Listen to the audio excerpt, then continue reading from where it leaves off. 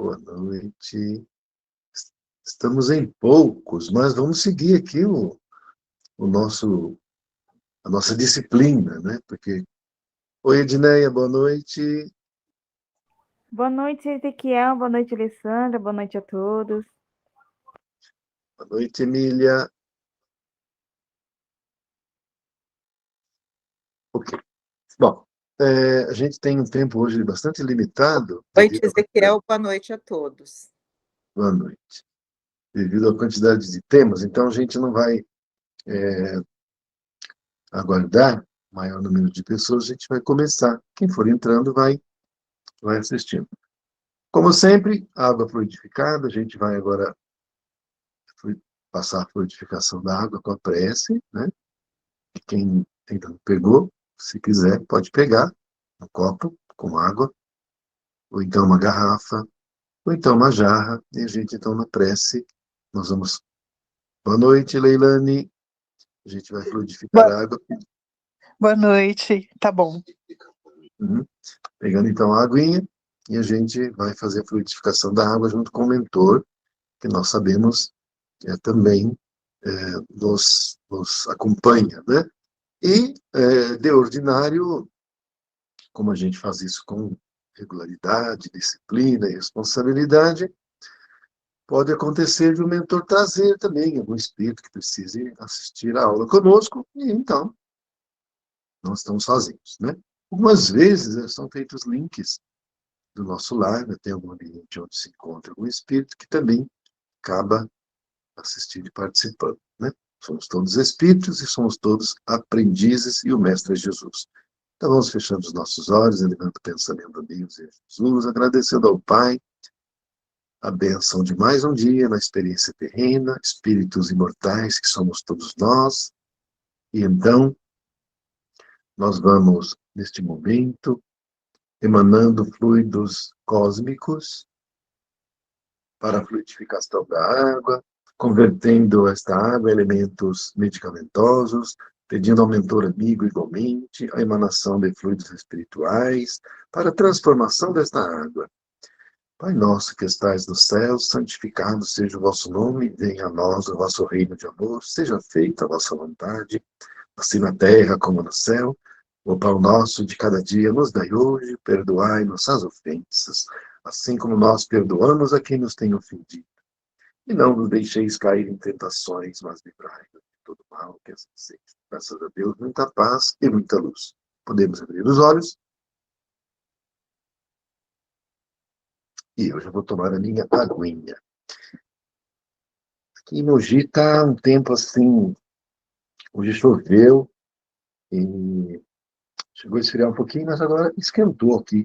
Eu vou arregaçar a manga aqui, que você tem um pouco de calor. Vamos começar então. Bom, então, aqui no livro, para nós, é a aula número 15 do livro. Mas, como nós aglutinamos algumas aulas, né? Então, aqui, na nossa sequência, é a aula 12, tá? O livro é 15. Então, temas são vários, como eu falei, vamos começar. O tema dessa aula é penas e gozos terrenos. Na aula da semana que vem vai ser... já vou adiantar aqui. Aqui, ó. Penas e gozos futuros. Então, é uma sequência, né, de estudo, de entendimento. Então, essa daqui é penas e gozos terrenos. A semana que vem é penas e gozos futuros. Então, já antevendo o que vai acontecer lá na frente, conforme o que fazemos agora, né? Sempre é assim. Então, penas e gozos terrenos.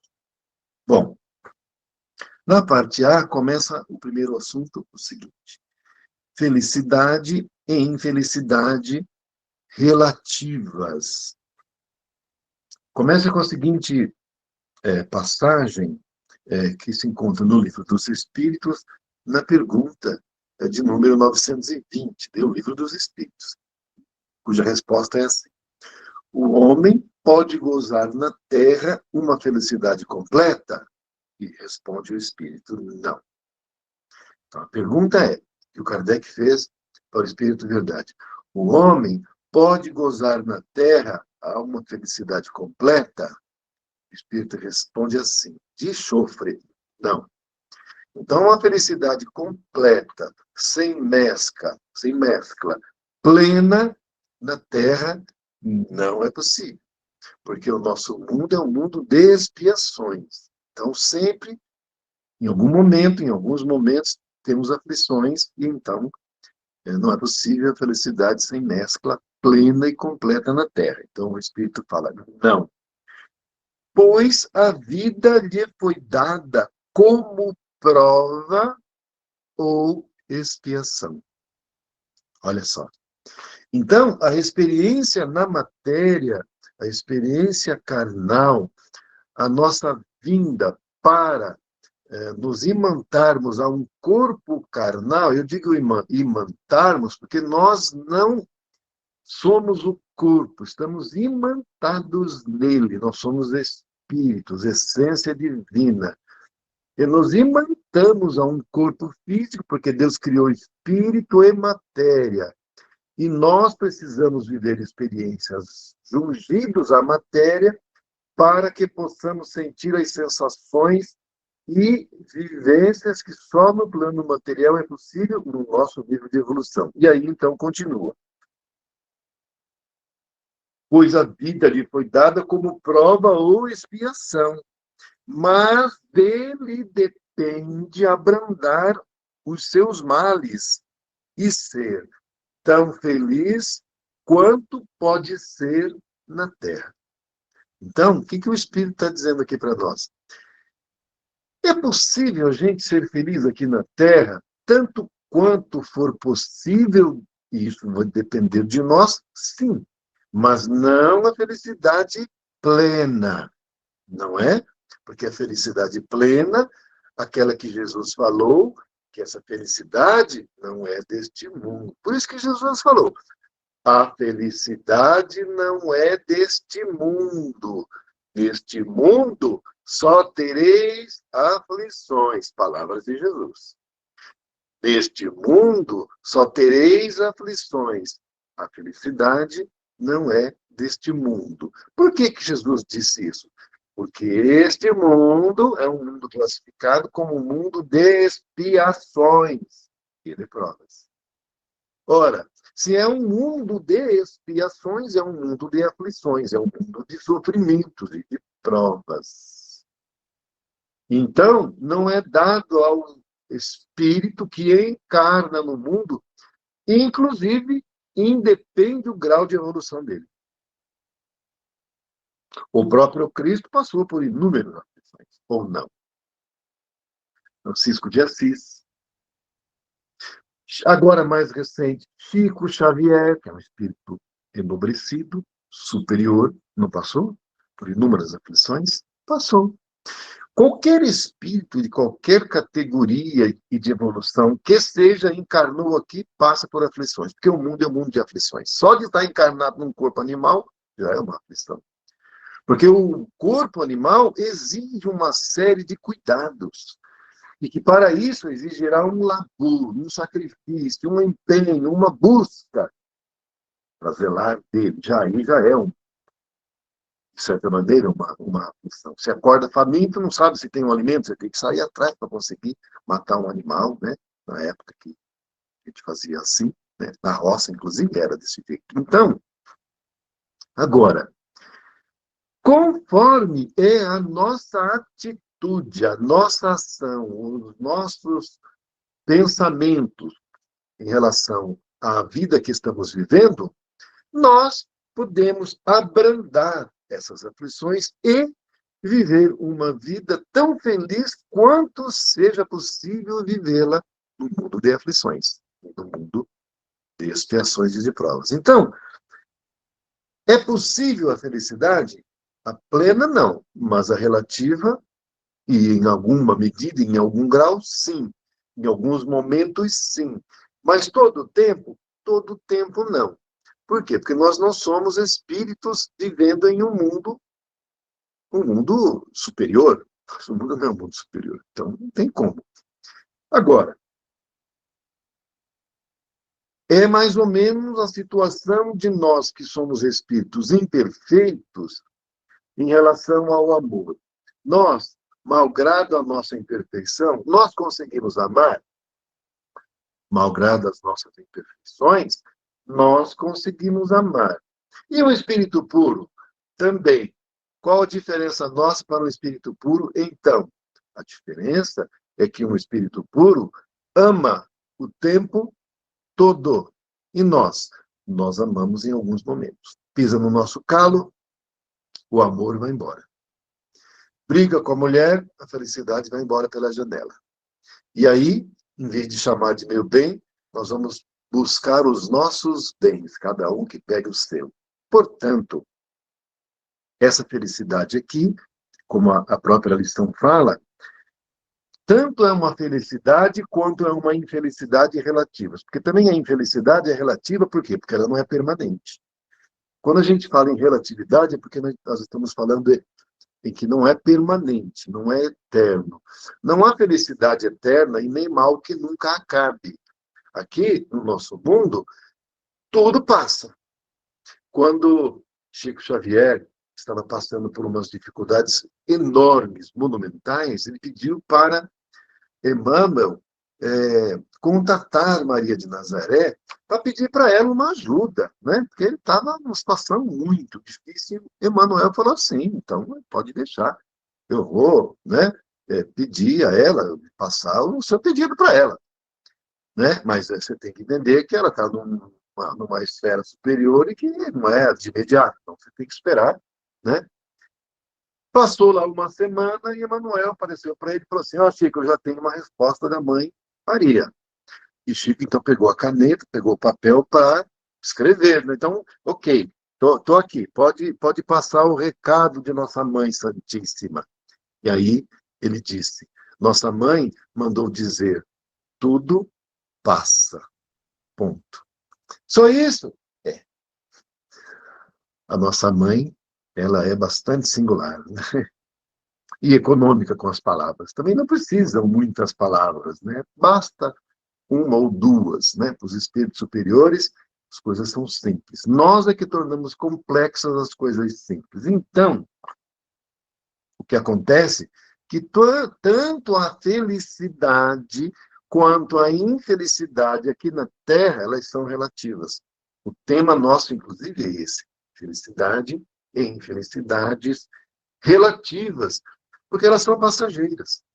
Então, a gente está em um momento de felicidade, e por que ela é relativa? Porque ela é passageira, não é felicidade plena o tempo todo, sem mescla, sem... Não. A gente está feliz agora, daqui a pouco alguém telefona, olha, seu filho estava dirigindo o carro e bateu o carro. Ah, meu Deus, será que morreu, atropelou alguém? Acabou a felicidade. Né? Tem aquela infelicidade, aquela angústia, aquela aflição, não vem? O seu filho sai de noite, ou a sua filha sai de noite, e já é meia-noite, já é 1 da manhã, já é 2 da manhã, já é 3 da manhã. E o filho não chega, não se preocupado, não dorme, infelicidade. Tá aí a felicidade que tinha, vai embora, fica aflito. É um mundo de aflições. Mas aí chega a criança, né? Chega o jovem, ah, meu Deus, graças a Deus que Deus protegeu. Pronto, aí a aflição vai embora e a gente fica aliviado. Mas, então, como eu estou dizendo, ela é por alguns momentos. Então, ela não é perene, elas são sempre por alguns instantes, alguns momentos. Hoje eu não vou poder ficar muito tempo abordando o mesmo assunto, devido nós termos vários assuntos, e se eu fizer isso, a gente não vai conseguir abordar todos. Vocês devem ter lido e viram que o negócio aqui é extenso. Eu não costumo ler também, porque se eu for ler, vai demorar mais. E o nosso tempo, então, é muito precioso. Então, eu vou só comentando, tá? Bom, a gente vai pular para o próximo assunto, tá? Decepções, ingratidão e quebra de afeições. Olha, gente, a questão da ingratidão é uma coisa que às vezes a gente fica triste, mas na realidade, se nós formos refletir melhor, não deveria, embora nos afete, mas não deveria, porque, suponhamos, nós fizemos um bem para uma pessoa, tá certo? A pessoa é ingrata para conosco, às vezes nem agradece ou não retribui, e às vezes, se bobear, até nos prejudica. É uma forma de ingratidão. A gente vai ficar triste com a pessoa. No entanto, esse sentimento que nos povoa não é incomum, não é? Porque nós somos espíritos imperfeitos. Então, a gente faz o bem e espera que o outro retribua o bem ou pelo menos agradeça. Porque a gente ainda não conhece o amor incondicional, o amor puro, totalmente desinteressado.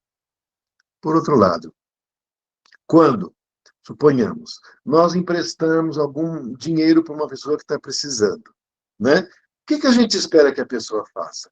Que ela restitua o dinheiro emprestado e agradeça, não é?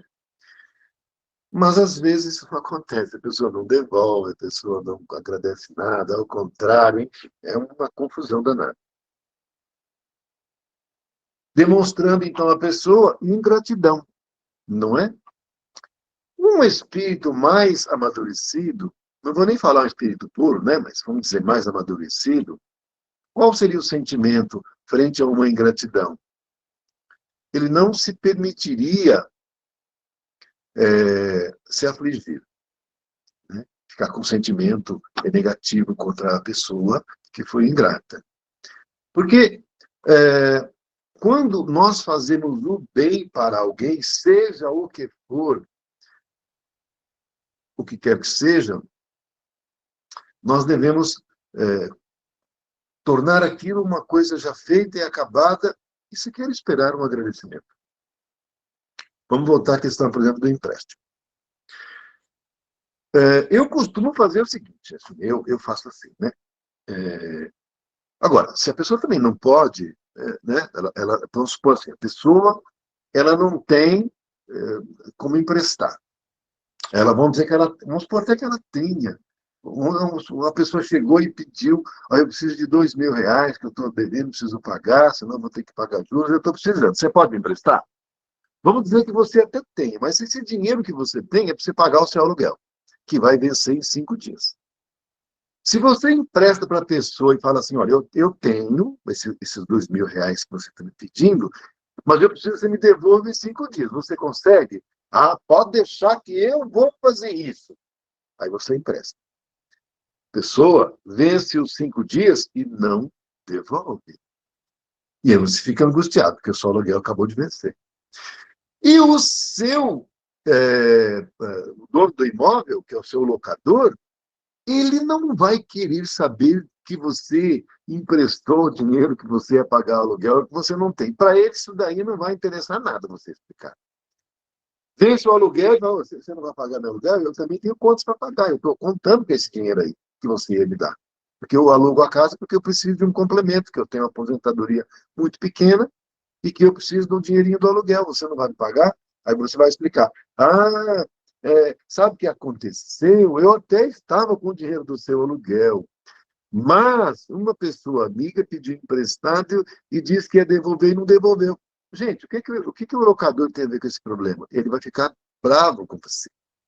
Vai dar maior confusão. Você, por sua vez, vai ficar também muito triste com a pessoa para dizer o mínimo, né? Vai ficar, né? Enfim. Então, vai gerar uma maior confusão. Então, nesses casos, é melhor não emprestar, porque você não tem, assim, totalmente disponível, né? Embora você até tenha, mas ele já está empenhado para alguma coisa. Então, nesses casos, é melhor nem emprestar. Mas, suponhamos que você tenha sobrando, não está empenhado em nada, é um excesso, você tem, tudo bem que está guardando lá, está rendendo juros, mas, assim, você tem lá, tá, não tem problema.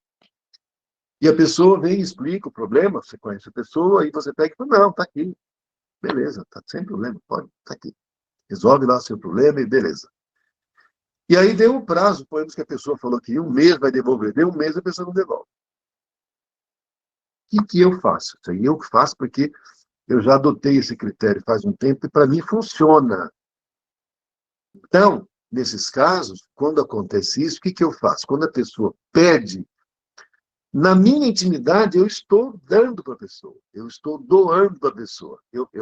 Não vai me afetar, ela pede, ela fala que vai devolver, ok, eu dou na mão dela, mas para mim aquilo ali eu já esqueci. Aquilo ali, para mim, já é uma coisa do passado. Eu doei, se voltar, se não voltou, para mim tanto faz, porque para mim já foi dado mesmo. Se a pessoa devolver, ok, devolveu, ela cumpriu, né, com a consciência dela, ok, tá tudo certo. Se ela não devolver, eu nem vou pedir. Deu um mês, não vou pedir para ela devolver, não vou fazer nada. Não vou fazer absolutamente nada, porque da minha consciência foi dado. Na dela, ela pediu emprestado e ela não devolveu. Ok. Qual o problema para mim? Nenhum. Na minha consciência não vai ter nenhum sentimento negativo, nada, absolutamente zero. Mas para a pessoa vai surgir esse sentimento, né? Que ela deve, então, um sentimento de culpa e tal. Então, é uma estratégia que eu adoto, que para mim funciona super bem, para com isso, da minha parte, eu evitar um sentimento maléfico que vem quando a gente pensa da pessoa algum sentimento mal, pela ingratidão da pessoa. Agora, a pessoa que foi ingrata, aí ela gera para ela uma energia negativa que vai criar um campo eletromagnético que no futuro ela vai receber essa ingratidão de outra pessoa. Mas você agindo da maneira como eu falei que faço, com certeza você não vai atrair nenhuma situação no futuro, porque você, quando faz dessa forma, você não cria laço, não cria corrente energética com a pessoa. Mas se você ficar pensando mal da pessoa, você cria uma energia, uma corrente energética, e aí isso vai lhe causar também dissabor futuro. Então, é um mecanismo da gente ficar liberto. Por quê? Como nós sabemos, nós somos espíritos. E eu até separei aqui para ler para vocês um pedacinho, um parágrafo do livro A Caminho da Luz, de autoria do espírito Emmanuel, psicografado por Chico Xavier, na página 214, que diz assim: toda a realidade é a do espírito, e toda a paz é a do entendimento do reino de Deus e de sua justiça. Gente, esse parágrafo aqui, eu grifei para ler para vocês aqui. Eu lembrei, falei, isso aqui eu vou pegar. Aí fui lá no instante aqui, peguei o livro A Caminho da Luz, né? Livro maravilhoso, eu recomendo a leitura. Se vocês não leram ainda, gente, vocês não deixem de ler. O livro A Caminho da Luz, de autoria do Espírito de Emmanuel, editora é a FEB, Federação Espírita Brasileira, psicografado por Francisco Cândido Xavier. É um livro maravilhoso, vocês não devem deixar de ler. Gente, esse livro aqui é de 1938, e vocês vejam a atualidade dele, porque a verdade é sempre atual. Vou dizer de novo para vocês. Então, toda a realidade é do Espírito. Porque a matéria, ela não é uma realidade. Por quê? Ela não é perene, ela é passageira, ela é transitória. Então, a realidade é só do Espírito. O corpo, como não é espírito, o corpo, como é matéria, é transitório também. Por isso que o corpo morre e nós, espíritos, continuamos vivos, vivendo na nossa morada espiritual. E aí diz, complementando assim, e toda a paz, ou seja, você está em paz, sem sentimento de culpa, tranquilo, sereno, é a do entendimento do reino de Deus. O que é o reino de Deus? O reino do amor. Então, quando a gente tem o entendimento do reino do amor, a gente entra em sintonia com a lei do amor, que é o próprio Deus, e toda a justiça divina, a gente não rompe, não infringe a justiça divina, as leis divinas, pronto, aí você está no paraíso, mesmo estando aqui neste mundo de aflições e de expiações, não é? A ingratidão gera quebra de afeição, muitas vezes, mas depende de nós, né? Porque no exemplo que eu estou dando, se você não se deixa afetar pela ingratidão, não há quebra de afeição. Porque suponhamos assim, Você tem afeição por uma pessoa que é da sua relação, que é um amigo, né? No caso que eu falei de emprestar. O amigo não cumpre, quebrou a afeição, mas só se você se permitir afetar, não deixar a energia do mal te afetar. Se você não, né? Então, decepções, você vai se decepcionar com a pessoa, ela falou que ia me devolver, não devolveu, que decepção, agora não quero mais saber. Tudo isso a gente pode evitar, conforme o nosso entendimento da lei do amor, do reino de Deus e da justiça divina. Vamos para outro assunto, que o tempo hoje aqui está me deixando intranquilo. 19h26, não estou nem na metade. Uniões antipáticas. Gente, uniões antipáticas. Vamos lá. Normalmente, os espíritos simpáticos entre si, o que acontece? Mutuamente se atraem, naturalmente. Não precisa forçar, não precisa nada. Naturalmente, por quê? Porque a energia que emana dos espíritos simpáticos, nós sabemos que tem a lei da atração, certo? A lei da atração é como imã. O imã vai buscar atrair, pelo campo eletromagnético, aqueles que têm a energia semelhante. Então, os espíritos simpáticos, eles vão mutuamente se aproximar. É normal, né? Suponhamos, vamos começar um ano letivo, aí nós estamos matriculados numa determinada escola e que nos foi colocado numa classe. Nessa classe tem vários alunos, às vezes tem 100 alunos, 50 alunos, tem bastante gente. Não vai precisar passar nem um mês e nós vamos ver que vão formar grupos, naturalmente, entre aqueles alunos daquela classe. Naquela classe, portanto, os alunos naturalmente vão formando grupos. Como que esses grupinhos são formados na classe? Pelas afinidades, pela simpatia. Ou também eles vão se repelir, vão se ficar afastados, não vão formar os mesmos grupos, formar outros grupos, porque há uma antipatia entre essas criaturas. Então, nós aqui que nos encontramos encarnados, naturalmente, nós vamos estar sempre juntos e próximos de pessoas que são simpáticas, que temos anseios semelhantes, não é? Pensamentos, gostos, ideais. Então a gente se sente bem estando perto da pessoa, conversando, não é? É agradável, sem interesse, né? Por pura amizade, etc. No entanto, nós não podemos esquecer que nós estamos em que mundo? Mundo classificado de que categoria? Expiações e provas. Aí é que mora o problema. Não é problema propriamente, na realidade, vamos dizer que seja a solução, mas é dolorida. Porque vão estar unidos espíritos antipáticos entre si. Circunstâncias vão fazer essa união acontecer, mas eles não são simpáticos, ao contrário, são antipáticos. Mas, embora antipáticos, eles vão viver juntos. Viver juntos. No passado não muito distante, é até recente, quando era o pai que escolhia o marido para a filha, isso não faz muito tempo, hein, gente? Olha, sinceramente, não tem 100 anos disso. Ouso dizer que tem pouco mais de 50. Época em que o pai escolhia o marido da filha. E nem sempre, para dizer quase nunca, a escolha era conforme o anseio da filha. E aí era escolhido determinada pessoa, marido, para essa filha. E o que acontecia?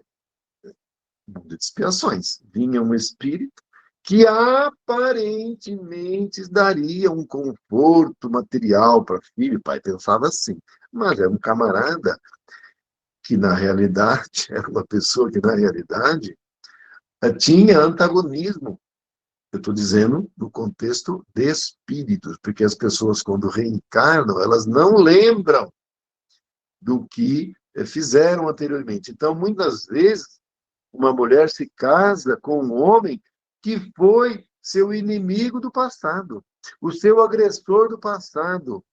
Aliás, às vezes até o seu assassino do passado. E casou com ele agora. Para quê? Para uma reconciliação. Às vezes, esse assassino do passado, esse criminoso,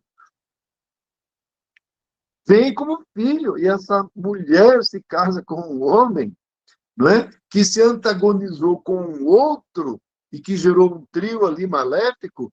E aí um vem como marido, o outro, que também era um homem difícil, porque eles lutaram lá, brigaram, um trio medonho. Vem como filho, você imagina o rolo que não vai ser isso? É, então, mas é assim. Né? Então, essas uniões antipáticas em um mundo de expiações e provas é o mais comum. Por isso que nós vemos lares onde nós não vemos uma felicidade, nós não vemos uma alegria, nós não vemos um ambiente, não é, repleto de uma sintonia completa entre mãe, entre filho, entre marido. Sempre tem um problema. É marido com problema com mulher, e aí trai a esposa, ou é a esposa que trai o marido, e larga marido, larga filho, ou é filho que se envolve com problemas, e a mãe fica angustiada, ou o pai. Então, é um mundo de expiações e provas.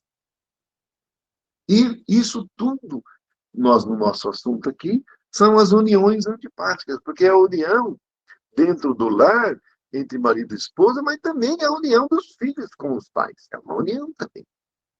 Né? Os irmãos, eles são unidos pelos laços consanguíneos.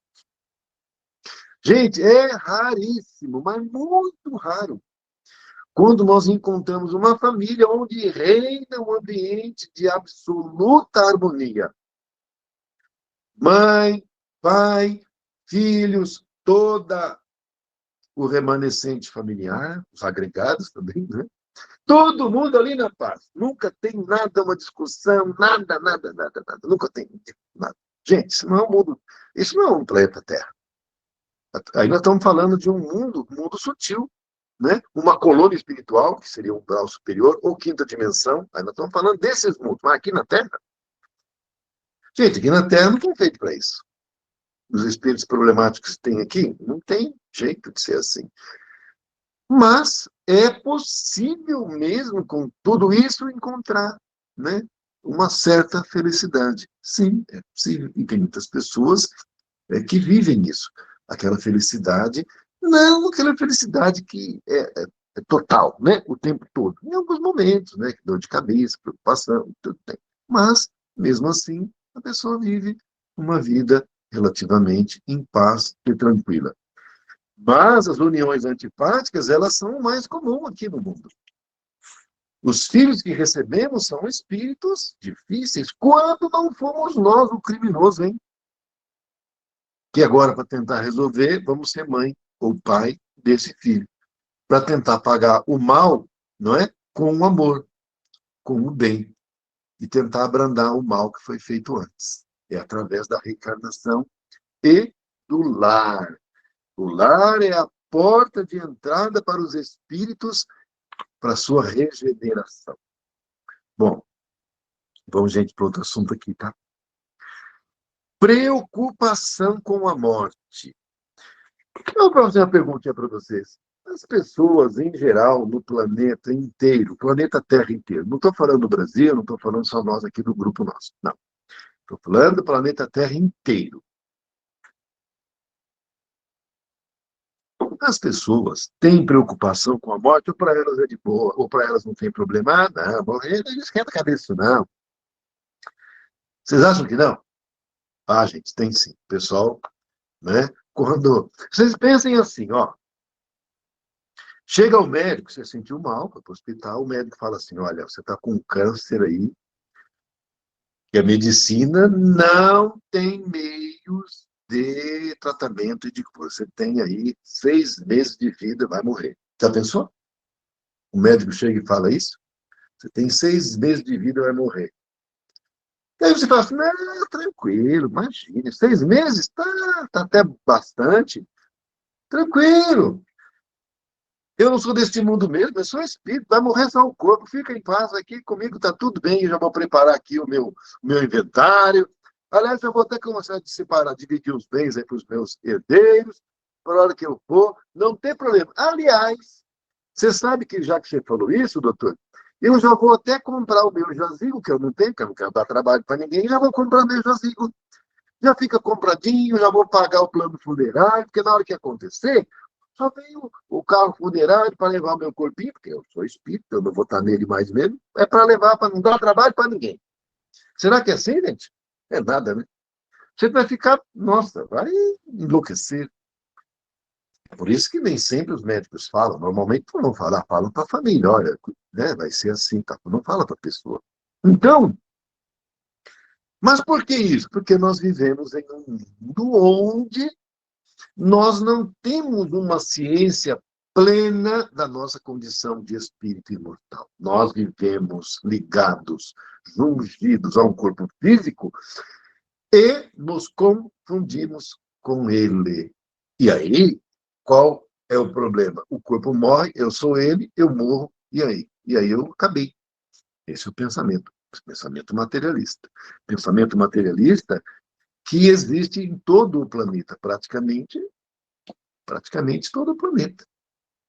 Porque mesmo para algumas religiões que acreditam que depois da morte o ser fica em algum local esperando o dia do juízo final, também é um negócio aterrador, porque você não sabe quando é que vai ser, como que vai ser, para onde é que você vai depois, se vai para o céu, vai para o inferno, que é esse o pensamento, né? Vai fazer julgamento, vai para o céu, para o inferno. Gente, e ir para o céu e para o inferno, ó, para sempre. Não tem segunda chance. E também isso não preocupa a pessoa? Preocupa. Porque não é como a doutrina espírita que esclarece que, primeiro, não existe céu e nem inferno, existem os mundos espirituais. Mas a pessoa é espírito imortal, não vai morrer para sempre. E nada, não existe o sofrimento eterno. A pessoa vai ter oportunidades de regeneração, de transformação. Deus é o puro amor. Como é que Deus, sendo puro amor, vai condenar um filho seu para sofrer, para ir para o inferno para toda a eternidade? A gente não faz mínimo sentido. Vamos refletir, não tem lógica. Se eu, como um ser humano comum, jamais iria querer que um filho meu fosse sofrer para sempre porque ele errou, como é que Deus, que é puro e perfeito, vai raciocinar de outra maneira? Não tem lógica. Se eu tenho a capacidade de perdoar meu filho, mesmo ele tendo errado, Deus não vai? Não tem sentido. Então, conforme a gente pensa de uma maneira materialista, acaba acontecendo de ter essa preocupação com a morte, esse sofrimento com a morte. Agora, para aqueles que, como vamos dizer, os espíritos, embora assim mesmo sendo espírita, também não são todos que têm né, essa tranquilidade, né? Muitos ainda, mesmo sendo espírita, fica, né, com aquele medinho, né? Mas, normalmente, os espíritas que têm conhecimento a respeito da espiritualidade, da condição de espírito, normalmente não vão ter, né, esse medo, esse pavor, né, quando estiver chegando, porque às vezes a pessoa fica doente, né, a situação vai se agravando. Gente, a gente percebe, né, que a situação, né, tá ficando meio estranha, né? E daí você começa a ver a gente que já desencarnou, você fala, epa, já estou quase desencarnando. E é bem isso mesmo, sabe? Os espíritos vão soltando os fios que nos ligam, que nós chamamos de fio de prata, de cordão de prata, vão soltando, e aí você vai ficando mais como espírito do que como encarnado. Aí você começa a perceber as realidades que você não percebia. Mas aí, gente, você está lá deitado, quando você abre o olho, está tudo diferente. O quarto já não é igual ao quarto que você estava. Você vê pessoas que você não sabe quem são. E ainda, para completar, aparecem pessoas da sua família que já desencarnaram um tempão e vem, ô, meu filho, que bom que você está aqui, dá um abraço e fala, epa, já fui. Certeza, né? Bom, vamos seguir? Vamos. aqui, um outro assunto aqui. Desgosto pela vida. Suicídio. Ele é sequencial, nossos assuntos aqui. Desgosto pela vida. Isso está um negócio muito comum atualmente. Sobretudo entre jovens e idosos. São as fases extremas da vida. A fase inicial da vida e a fase final da vida. Desgosto pela vida. O desgosto pela vida é uma das causas que levam ao suicídio.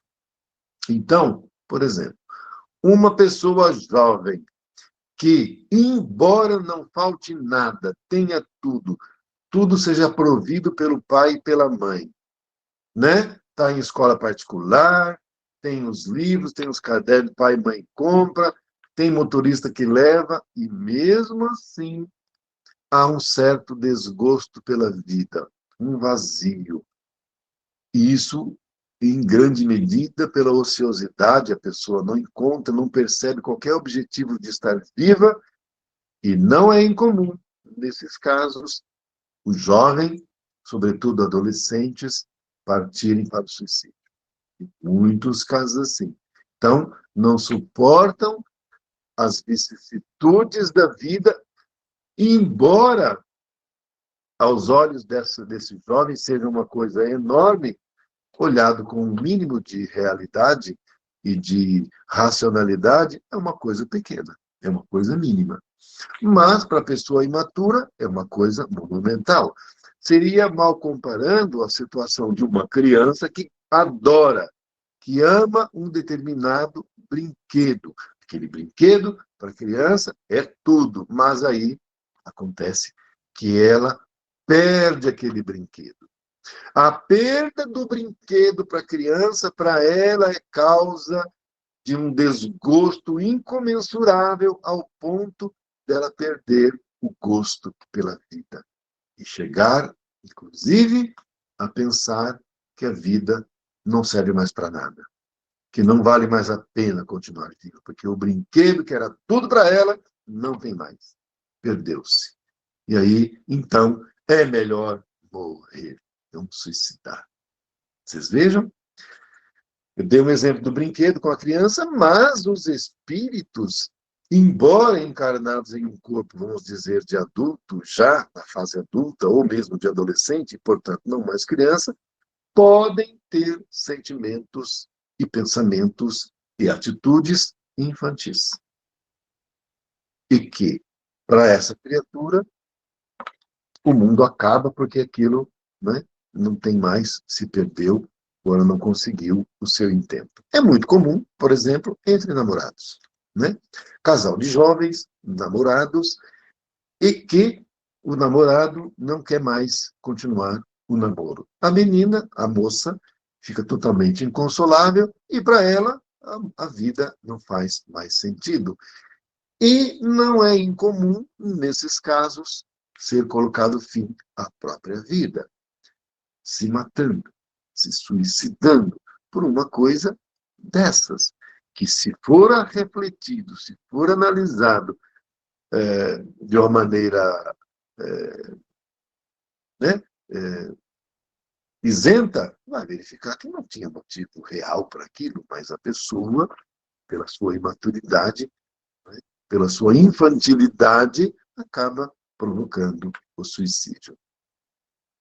Também, entre pessoas idosas, isso acontece. Então, a pessoa viveu a vida toda, casou, teve seus filhos, ficou viúvo, está velhinho, e está lá num corpo já, naquela decrepitude, já não tem um monte de limitações, a pessoa perde, né? Ou então acha que a vida não tem mais sentido, não tem mais propósito, não tem mais objetivo, a vida não vale nada, e para que continuar vivendo desse jeito? Então é melhor acabar com tudo. Tem um caso aqui no Brasil, que foi muito comentado, e vocês talvez tenham ouvido falar, de um ator muito famoso, eu até já comentei aqui, da Rede Globo, Valmor Chagas. Valmor Chagas. Ele se suicidou por esse motivo que nós estamos falando aqui. Não é? Ele era um homem muito bonito, foi muito famoso, muita novela, mas aí ficou sozinho, viúvo e tal. E ele era materialista, não era um homem espiritualizado. Chegou um ponto que ele achou que a vida não fazia mais sentido. Pendurou uma corda lá no sítio que ele morava, né? E enfiou o pescoço lá e se suicidou. Por causa disso, né? Por causa do desgosto pela vida. No entanto, se houvesse a compreensão da nossa condição de espírito imortal e que nós estamos no mundo para passar pelas experiências também da dor, também de estar sozinho, de viver a nossa vida até o final, e tem a programação, e a gente entendendo que tudo passa, e que daqui a pouco o nosso corpo sozinho vai se degenerar, nós não precisamos nos preocupar com isso, e cumprindo aqui a nossa missão na Terra, as coisas iriam todas bem. Mas, se a pessoa não tem essa compreensão espiritual, acaba se levando, se deixando enganar e acabando por se suicidar. E isso é um grande problema, porque acaba levando a pessoa a passar por mais dores, porque a pessoa às vezes acha, não, eu vou me suicidar, porque daí acaba com tudo, esse problema vai se embora, vai acabar esse meu sofrimento, né? Às vezes é um problema de ordem financeira também, né? Às vezes é um problema de ordem financeira, não é nem um idoso, nem uma criança, é um problema de ordem financeira. Às vezes a pessoa é milionária, é rica, mas aí ela perde tudo. Para ela, perdeu tudo, é como a criança que perdeu o brinquedo. A vida acabou, se suicida, joga lá do prédio, lá de cima. Tem isso também. E tem casos que a pessoa fica sem desesperançada. Ela não perdeu tudo, ela tem tudo. O caso da filha do Onassis. Opa, desculpa aqui, balançou o negócio aqui. No caso da filha do Onassis. Onassis foi um dos maiores petroleiros. A filha dele herdou uma fortuna de 700 milhões de dólares. Gente, eu nem sei quanto dinheiro é isso, porque é dinheiro que não acaba mais. Vocês imaginem que o dólar está 5 por 1 no Brasil. 700 milhões de dólares seria equivalente, aproximadamente, a 3 bilhões e meio de dólares. Gente, é dinheiro que eu não faço nem ideia de quanto que é, acho que nem vocês, né? Porque é uma dinheirama tão grande que é incalculável para mim, não é? 3 bilhões e meio de dólares. Essa moça tinha essa quantidade de dinheiro na conta. Gente, ela suicidou. Então, o problema não é do dinheiro, porque ela tinha dinheiro. Algumas pessoas suicidam porque ficam sem dinheiro. Vejam bem. No caso dela, não era esse. Ela tinha esse dinheirão todo, não foi por isso. Então, né? O suicídio é um negócio que é uma falta de compreensão da condição espiritual de cada um de nós, total. Porque se nós tivéssemos a consciência nossa de espíritos imortais, nós não íamos fazer isso, porque nós íamos saber, primeiro, que não vai adiantar, que nós não vamos morrer, porque nós somos seres espirituais, o corpo só que vai. E se nós entendêssemos um pouquinho de espiritualidade, das leis espirituais, saberíamos que estaremos infringindo leis espirituais. E aí, muito ao invés de resolver um problema, ou um pseudo-problema, nós iríamos saber que nós estaríamos criando um outro, mas muito maior. Mas não é pouco maior, não é muito maior. Porque nós teríamos infringido a lei do progresso, que é uma das leis divinas. A reencarnação visa o nosso progresso. A gente suicida, interrompe o nosso progresso que seria conquistado com a encarnação, e quando a gente infringe uma lei, o que acontece? Vem a consequência da dor, do sofrimento. É assim com a lei humana e é assim com a lei divina. Então, uma pessoa infringe uma lei terrena, pratica um roubo, pratica uma corrupção, o crime que for, polícia pega, vai presa, o juiz condena, vai ficar na cadeia. É o sofrimento. E o suicídio? É a mesma coisa. O suicidou, infringiu a lei divina, o problema que ela tinha não vai resolver com o suicídio dela, o problema vai continuar lá, não vai solucionar porque a pessoa se matou. Não, não vai. E mais, ela suicidou, ela continua viva. Então ela pensa que não vai ter mais nada e vai ter, que ela continua viva. Vai vir o sentimento de culpa. E vai vir as aflições decorrentes do próprio suicídio. Ela vai para um ambiente espiritual deletério, denso, onde lá ela vai passar por um monte de problemas e um monte de aflições. Não vem ao caso que a gente, né, abordar, porque senão não daria, não seria tempo suficiente para falarmos aqui. Mas tem o livro Memórias de um Suicídio. Quem tiver curiosidade ou interesse para ler, é um livro grosso, mas tem também o audiobook ou a radionovela do livro.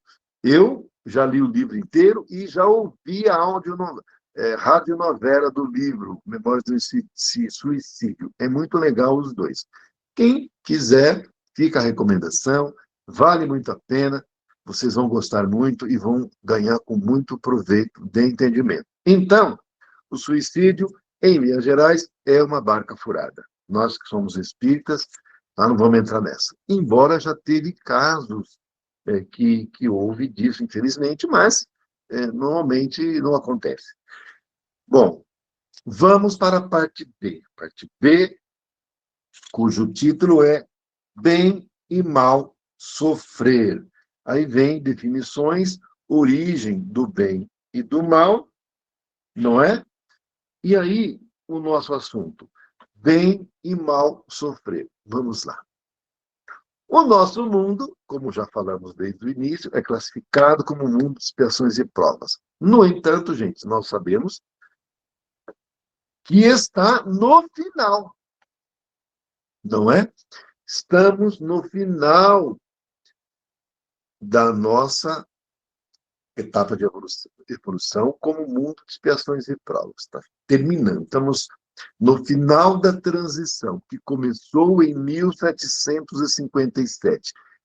Ela poderia ser abreviada, essa transição, se tivesse havido guerra de extermínio. Mas, para nossa felicidade, não aconteceu. E nem vai acontecer.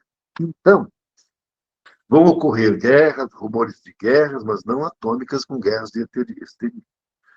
Não é?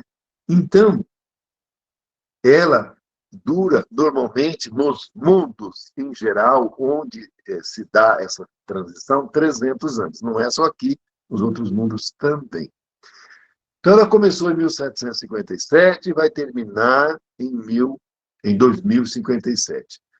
Mas, na realidade, esse término não é abrupto, ele é mesclado com o início do novo mundo com o velho mundo. Então, você vai ter elementos do mundo de regeneração com elementos do mundo de expiações e provas. E 2057 é um marco, mas esse marco vai ter uma intermediação, uma mescla, um pouco puxando para o momento em que nós estamos e também para um momento posterior a esse marco. Então, eu ousaria dizer que essa mescla vai acontecer mais ou menos até perto do final deste século. Então, até perto do final deste século, nós vamos ter ainda mescla de mundo de expiações e provas e de mundo de regeneração. Com a diferença que quanto mais nos aproximarmos desse marco, menos medida vamos ter do mundo de expiações e provas e mais do mundo de regeneração. Quanto mais nos afastarmos deste marco para fins do século, menos elementos e situações do mundo de expiações e provas vamos ter. E menos espíritos encarnados também. Por quê?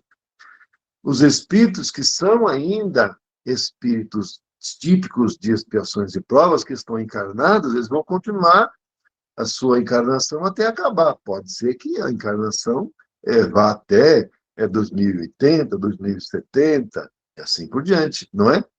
Depende. A encarnação dura mais ou menos dependendo do programa de encarnação. No entanto, importa que haja na Terra o sofrimento para todos, e ele acontece em sofrimento para todos. No entanto, embora todos sofram, porque, como eu falei, mesmo sendo um espírito puro, um espírito endividado, um espírito imperfeito, isso independe, porque todos sofrem. Bom, então o sofrimento é uma marca comum no mundo de expiações e provas. Perfeito? Sim. Em um mundo de expiações e provas, a marca comum é sofrimento. Então, não tem ninguém que não passe por sofrimento? Não tem. O próprio Cristo, Chico Xavier, Francisco de Assis, todos indistintamente que estão encarnados em um mundo de expiações e provas, passam por dores, passam por aflições, passam por sofrimento. Então, é comum para todos? Sim. O que difere? Difere como nós lidamos com a dor, como nós lidamos com o sofrimento. Aqui, eu vou ler só. Isso aqui não tem nada a ver. Estou no lugar errado aqui. Espera aqui. Bem mal sofrer. Eu grifei um pedacinho aqui, que isso eu acho aqui. Deixa eu ver aqui, se eu queria ver aqui. Ver se tem aqui. Eu marco, mas depois eu não acho o negócio. Tá, achei. Vou ler o pedacinho que eu tinha grifado. Na realidade, eu vou falar também, mas eu grifei. Então, acho legal a gente ler, né? E diz assim, ó. É pernicioso mal sofrer, malbaratando a oportunidade de aproveitar bem a lição do sofrimento. Mas, nos fala ainda o Espírito, mas se tuas legítimas aflições forem muito grandes e esmagadoras, evoca a Jesus. Só seremos plenamente felizes, alcançando assim o reino de Deus, quando conseguirmos eliminar dos nossos corações toda a maldade. Vamos lá. Então, se o sofrimento é uma marca característica do mundo de expiações e provas, significa que todos sofrem, pouco ou muito, em maior ou em menor grau, todos sofrem. Qual é o diferencial? É como nós encaramos a dor. Vamos encarar a dor com ódio, né? Ou vamos encará-la resignadamente, aceitando a dor, compreendendo a dor, entendendo que a aflição e que a dor é momentânea, é passageira e que está servindo como burilamento, como poda para nós enquanto espíritos imortais, para que nós possamos crescer, amadurecer e progredir espiritualmente. Isso faz toda a diferença. Quando a pessoa entra num estado de revolta, com a dor, com a aflição, com a vicissitude que ela está passando, ela revoltada, o coração fica enegrecido, né? E aí, para ela, o sofrimento fica superlativo. O sofrimento, ele acontece, mas se você dá um valor maior para ele, né? Ele vai tomar conta da pessoa. A pessoa vai ficar mais infeliz ainda com aquela dor. No entanto, se ela aceita a dor, não é que não vai doer, mas vai doer menos. E ela vai aproveitar a lição da dor, crescendo. Mal comparando, é como nós termos uma terra seca, como o coração de algumas pessoas, e vem aquela chuva torrencial, com gotas de chuva enormes. A chuva vem em forma de gotas grandes, bate na terra seca, o que é que faz? Quebra a terra seca e a arrasta, provocando erosão, destruindo e arrancando todos os elementos produtivos daquela terra. E aí nada mais cresce ali. No entanto, se essa chuva encontra uma terra porosa, receptiva, em que ela bate e penetra suavemente, não destrói nada, mas muito pelo contrário. Ela vai levar essa terra para as suas profundezas e promover que as sementes ali existentes comecem a brotar e a frutificar e a dar flores e a dar frutos e a dar sombra para os passantes, levando a vida para os outros, não é? Então, é como nós lidamos com a dor que vai importar o aprendizado da lição da dor ou não. É mais ou menos a lição que nós já ouvimos, não é? E que foi trazida pelo médico oncologista Paulo César Frutuoso, que eu já contei para vocês, não é? Em que ele tinha uma paciente com câncer terminal mamário, foi lá para o Centro Espírita em Niterói, onde realizava o tratamento de cura. Os médicos espirituais falavam entre si, e ele ouviu eles dizendo wonderful, wonderful, ou seja, maravilhoso, aqui está tudo chuchu beleza. Esse chuchu beleza me denuncia, né? Que é uma expressão bem antiga. Então, vamos só falar beleza. Está tudo beleza, não é? Ou tudo beleza. Aí, então, uma semana depois, a paciente dele desencarna e ele vai tomar satisfações. E aí os espíritos falam, nós estávamos falando que estava tudo maravilhoso em relação ao corpo espiritual dela, porque ela lidou com a doença de uma maneira digna, aceitando a dor. Ela estava resplandecente, o corpo espiritual dela estava pleno, translúcido, brilhante. A doença para o corpo físico dela foi uma bênção para ela, espírito. Era isso que nós estávamos dizendo. Aí ele entendeu. Então, é como nós lidamos com a dor, é que vai importar. Porque dor mesmo, todos passam indistintamente. Não tem jeito de não passar. Porque o nosso mundo é um mundo de dores, é um mundo de expiações, não é? Bom, gente, na realidade, como eu expliquei, o nosso assunto hoje era muito extenso, não daria para a gente ler mais nada do que eu li, não é? E nem alongar muito em cada assunto. Se possível, até sugeriria que vocês pudessem estar lendo, se já não leram, não é? Esse capítulo aqui inteiro, que ele é grande mesmo, tem aí bastante coisa, mas, no geral, o que foi pontuado é isso, então o conteúdo não foi deixado de ser abordado. Na semana que vem, como eu falei, a gente vai ter um assunto muito interessante também, que é uma sequência do assunto agora, que é penas e gozos futuro, não é?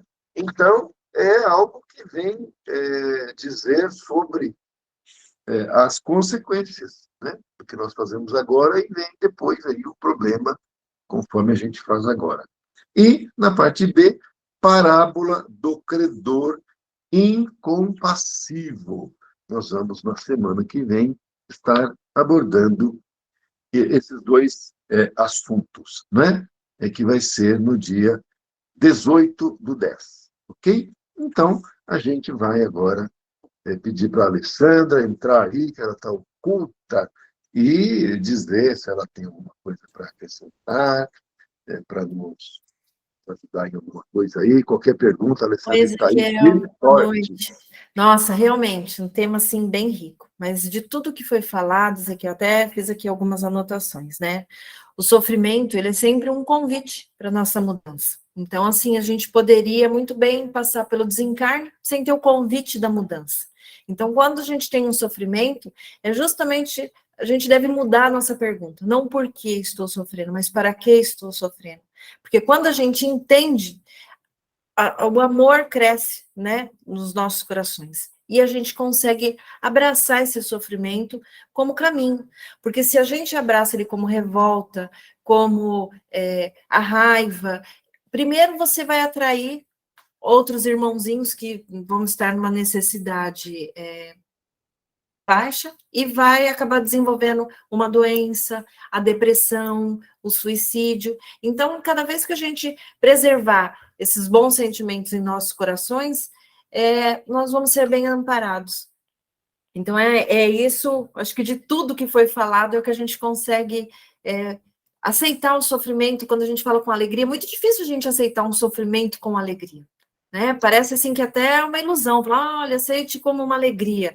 Mas não é, a gente não fala para você abraçar aquele sofrimento e carregar, mas aceitar ele como um convite para a mudança. Parar e pensar em qual momento da minha vida que isso aconteceu, para que isso serve, para que isso seja uma promoção da nossa saúde, para que a gente não precise vir trabalhar a doença, que a gente consiga trabalhar para que a gente não chegue à doença. Então, acho que quando eu vejo a espiritualidade, a nossa casa aberta, esse momento de prece, de estudo, é justamente para isso, promover a saúde, para que a gente não precise chegar no momento desse, tanto a saúde física quanto espiritual. Não sei se tem alguma coisa a acrescentar, se o que eu falei corresponde, mas o que eu senti disso tudo foi justamente essa questão, a gente ter bons pensamentos para que a gente seja bem amparado e bem acompanhado, né? Colher lições, né? Com as dores. Isso aí. Alguém mais tem algum comentário? Ou alguém queira complementar com alguma coisa ou perguntar? O silêncio nos remete à negatividade. Então, Alessandra, por favor, a prece. Você poderia fazer a gentileza? Que nosso coração seja um solo fértil, para que a gente consiga realmente colocar esse Aparece aí, né? amor. Põe o vídeo. Pronto. Isso. Para que a gente consiga realmente trazer esse amor de Jesus, que ele seja o nosso mestre, o nosso guia, porque muitas vezes nós vamos precisar, vamos se sentir sozinhos e desamparados, mas que seja Jesus o nosso guia, nosso mestre maior. E que essa semana seja uma semana de bênçãos para todos nós, para as nossas crianças, que são nosso futuro, e para a nossa criança interior. Que Maria abençoe a todos como mãe querida. Ave Maria, cheia de graça, o Senhor é convosco. Bendita sois vós entre as mulheres, bendito é o fruto do vosso ventre, Jesus. Santa Maria, Mãe de Jesus, rogai por nós, seus filhos, agora e na hora, no nosso desenlace, que assim seja, graças a Deus e graças a Jesus. E que sejamos sempre abençoados, que a gente possa deitar nesse colo, que de vez em quando a gente precisa desse colinho de mãe, né? Que Mãe Maria abençoe a todos nós. Graças a Deus. Uma boa semana a todos, até a semana que vem, se Deus quiser.